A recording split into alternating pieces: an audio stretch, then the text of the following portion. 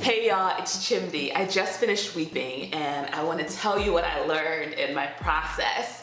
So I was doing my morning meditation, and one thing I decided to do this morning was actually create a process map. So I mapped out some of the things that I wanted in my creative life and in my business life and my personal life. And I wrote down the things that I wanted and the different aspects that I would need to connect energetically to have that experience. And then as I was just making the list, I noticed certain fears coming up, certain resistance coming up, and I wrote those things down too to be like, okay, that's what we're gonna need to process when we're actually in it. I started with a trip to Europe, so I want to catch up with one of my besties, and I want to spend Christmas with her in Berlin. I'm connecting to this frequency of, being in the airplane, flying business class for the first time, all of the beautiful fun times, reconnecting with my friend, all this great stuff, right? As I start sort of opening my heart to this experience, I get this bit of resistance, this bit of fear.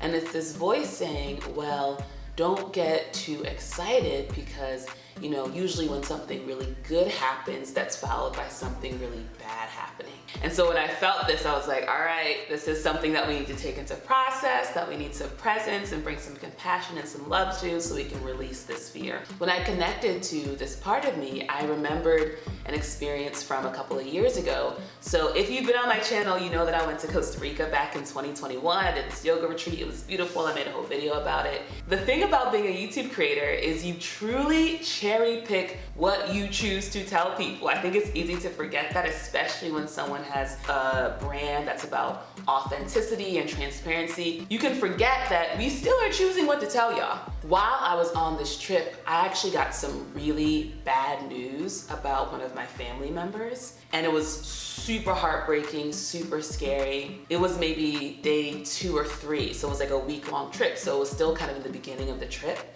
and I felt not only the devastation of what was happening to my family member, but I also felt this sense of, I was really looking forward to this experience. It was sort of supposed to be like the experience that would sort of launch me into this next phase of my life since I had just left my job. And I was really excited about it. And when I first got there, it had been so fun. Like I was having this really great time. And so to be so excited, to be having so much fun, and then get hit with this really terrible news, it created this mindset. It maybe reinforced the mindset I maybe already had from childhood, which was it's best to just not get too excited about certain things because chances are something bad is gonna follow it up, right? So it's better to sort of temper your expectations. And I think a lot of us have that, right? And a lot of us know what it's like to just kind of be careful, right? We don't wanna just get too joyful, too excited, too happy, because then it makes that fall from that space back into sadness or despair or grief even more painful. And so I went to this moment and this memory, and I just let myself feel like the shock and the sadness that I felt at that time, but was sort of too much, that I'd sort of capped. So it still was living in my body, right? The body keeps the score. The cells don't forget. The fascia keeps the record, I know that it still lived in me because when I thought about doing something new and fun, I still had this old energy, right? And as I was crying, I thought about, when I do my process work, I have this spirit team of people, living and dead, spiritual figures, characters from TV shows, like any sort of supportive energy will be on my spirit team, and I'll sort of hold on to those people and I'll connect to those people to sort of be with me in this emotional process. And when I was on this trip, I actually got picked up from the airport at the same time as this other woman. We just had a great connection, and when I got this terrible news, she was someone that I told. I don't know if I told her the details of it, but I just let her know. And she could tell that I was just very sad and deflated. We're like at dinner and I get the news and we're back on the shuttle heading back, and she's sitting behind me. And at one point she just like puts her hands on my shoulders and starts like giving me a shoulder massage. And I know she could sense my sadness and she was comforting me. And it was so sweet. And so when I was doing the process just now, I connected to this woman who I don't remember her name. I don't know if she watches my YouTube, so you know who you are if you do. But yeah, she just had this like warm, loving, comforting presence. And so I connected to her, and that created that internal emotional safety and grounding and holding for me to cry and release that feeling. So I talk about spirit teams a lot on my channel when I talk about process and healing work, and it's because the only reason we don't like feel all our feelings is because it's not safe to. And sometimes it's not safe, not because there's an external danger, but because we don't think we can handle it. We feel like it's gonna be too overwhelming, it's gonna be too much. And so it's best to just like shut that down, you know? And so what having a spirit team does, or just this process of connecting to these supportive energies, is it reinforces the sense of, okay, I'm actually safe enough to feel this thing, right? And so I'm able to like just really cry it out, and it's beautiful. And one thing I love, I wanna make a separate video about this, but I think I'm gonna start doing this thing where instead of making a to-do list at the start of my day, I'm just going to have large goals for my life and then just go into meditation, connecting to those goals, feel whatever feelings come up, and then just take inspired action from what comes. Because it was immediate where like I had this process and I was immediately thinking about YouTube videos, I was thinking about Instagram content, I was thinking about Patreon posts, like I was thinking about all of these things I could create now that I had this energy and this insight, which was really, really cool.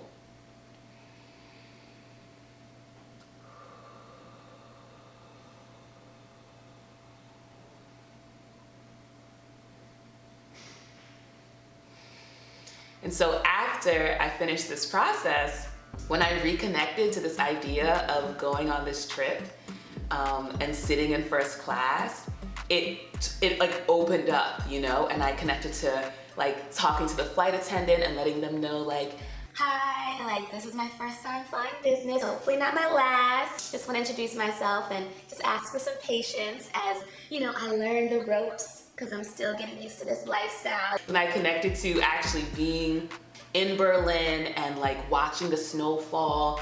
And I imagined my spirit team all wearing like winter outfits and like, you know, like the hats and the coat and the scarves and just like smiling at me with love. And I just felt this enormous amount of gratitude to have all of this support and all of this love and all this holding, and to actually be realizing my dreams and the things that I want. And I was just, you know, weeping with gratitude because I was so, so grateful.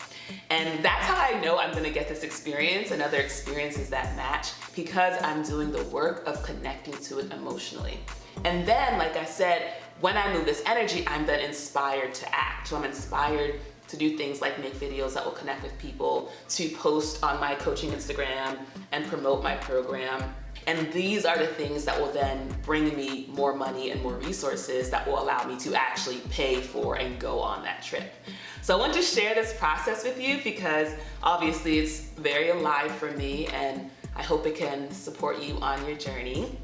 And if you want some additional support, I actually host a weekly Hello Creator Digital Creator Roundtable. It's totally free. It's Wednesdays at noon Eastern, and I usually put the link in my description and post it on the community tab. And I'm also a creative coach, so if you want support showing up consistently and authentically on YouTube or with your other creative endeavors, you can put some time on my calendar.